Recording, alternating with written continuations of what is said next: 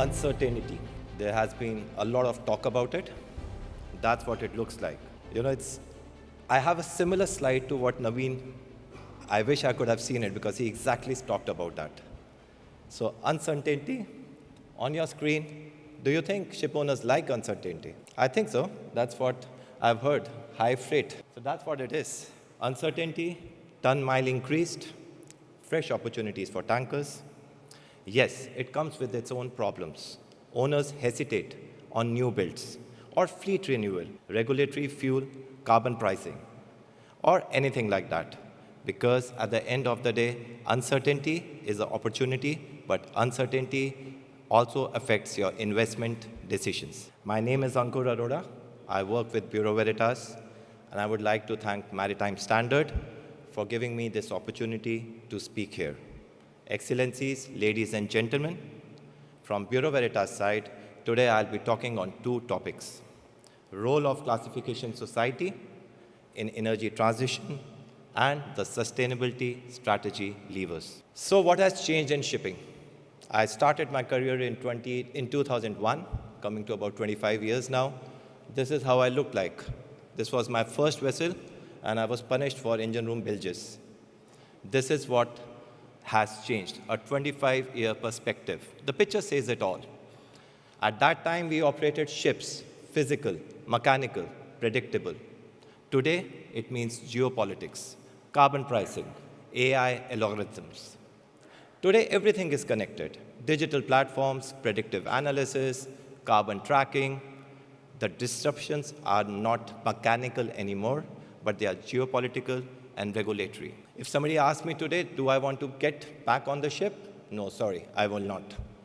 There's too much happening. There's too much pressure on the seafarers and on the superintendents, on the operators who run these vessels. Traditionally, class has been all about safety, structural integrity, compliance. But in today's world, no longer class does that, but we have evolved. We are not only rule enforcers, but we are the partners to the owners in energy transition. And how do we do that? We do that by supporting your energy strategy, design and operational optimization, project execution, and last but not the least, operational excellence. Our objective is not just design approval. Our objective is optimization, making the most efficient vessels in the least investment. We guide ships for greener tomorrow. And how do we do that? I would like to talk a little bit on our modeling tool called CCAT. CCAT, Ship Energy Efficiency Calculation and Analysis Tool, is the engine behind the assessments for new builds and retrofits. A cost-benefit study, for example, for a wind propulsion can be done using CCAT. Is it a good decision or not? That can be decided by modeling before making the investments. For the new builds, hull performance, fuel consumptions, performance with or without energy-saving devices. This all can be modeled today before making any investment decisions for your vessels. And this is the need of the hour. This is how it looks like. Just to give you an example, it has more than 100 inputs into the system, and by using this, we can take decisions. For example, should I install a shaft generator or a battery hybrid?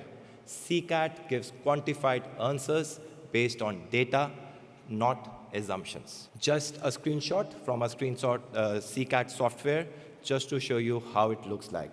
This was used recently to compare 8 LNG carriers for our partner Total. 8,960 simulations were run. Ladies and gentlemen, I would repeat, 8,960 simulations which are impossible to do humanly. But the software did that, and what was the result? We came with a data-driven benchmark to support machinery selection and the best machinery architecture for the engine room. This is what we can do via CCAT. And this, again, I would say, is required in today's world. I think Nafisa spoke about it, and I would just add something to it. More than 320 incidents happened in last 25 years, and they were fatal incidents, deaths in enclosed space entry. In 2024 itself, more than 13 deaths happened worldwide in enclosed space entry. And then we thought, what can we do as a classification society to reduce this, to make life easier? While I show this, my first 8 months of the career were inside a tank, and that is exactly probably won't be required now. So you can see it's called augmented surveyor. The drone goes inside the tank, and the surveyor outside can see on the screen. The evolution of inspection has changed from surveyor eyes to remote inspection techniques, from paper to electronic documents, and to 3D digital models and augmented data. AGS 3D, Augmented Surveyor 3D, means no man entry, automatic corrosion control. That's how it looks like. No need to go inside the tank. You see everything outside on the screen. And a 3D digital model. Due to paucity of time, I'll not be able to play the whole video, but I'll just take 30 seconds to show you what it looks like. This can be zoomed to 1000x, and once you press those red dots, it actually opens the tank picture. Add anomaly, you can add your comments, and you can tell what exactly is wrong in that part of the bulkhead or the frame, what is happening. Another feature very important for this drone technology is UTM, ultra thickness measurement, which now can be done to 95% accuracy, even going more to even 100% accuracy mostly. You can see how the drone has gone, and then that's where it measures the thickness. So while we spoke about technology, I think it's time for me to start talking on sustainable strategy levers for tanker operators. No single silver bullet is there for decarbonization. This was repeated, I'm sure, many times in all the conferences. It's a combination of smarter ships and cleaner fuels. There are two clear, actionable pillars, and this is what we believe in BV. Optimize design and operations, and second, alternative fuels and onboard carbon capture. Optimize what you have before investing in what's next.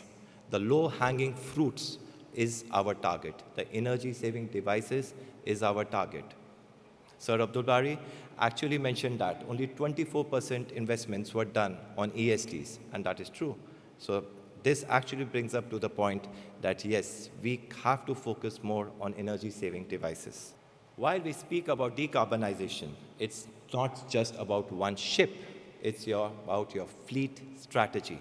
The business as usual for your fleet operation is not an option anymore. There has to be a strategy. What you see on your screen is a comparison of two operating profiles for an LNG carrier. Profile 1 runs business as usual. Profile 2 is an optimized slow speeding option. And you can see the difference in the CO2 tons. That profile 1 is almost 75,000 tons.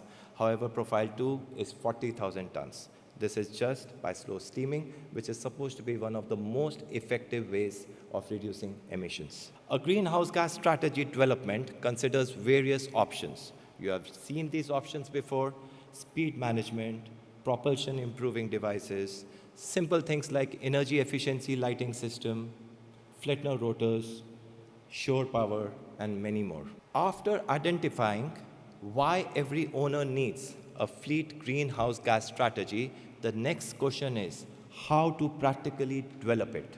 While we have a tool called OptiCarbon, which can make multiple scenarios for your fleet, and there you can input different energy-saving devices, biofuel blends, and much, much more options to see what is your best outcome for your fleet strategy. For example, we can test what happens if you retrofit one vessel in 2028 and an onshore power capability in another vessel in 2029 and shift to biofuel in 2030. And combined, what would be your fleet emissions and what would be your fleet strategy can be made using this software. Well, this is true that alternative fuels are a question mark. The availability, the scalability is a question mark.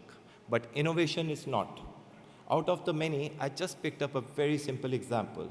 A simple slope of your accommodation bulkhead can give you up to 2% savings. Rounded edges rather than making 90 degrees can help to reduce drag, which is aerodynamic design optimization. Even similarly, on the bow design, a little bit of slope on the bow can again give you 2 to 3% savings. These are low-hanging fruits. The challenges are there, of course, to get these designs, but the investments are not that high. Don't forget, I'm seafarer at heart, and the seafarers are at the heart of this transformation.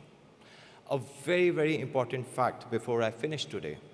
Are the seafarers ready for alternative fuels? This is an illustrative graph which shows that only 4% of the world's seafarers can actually handle ammonia. 10% can handle methanol, and about 20% can handle LNG. So are we thinking about that training? And that is the question I leave the stage today with.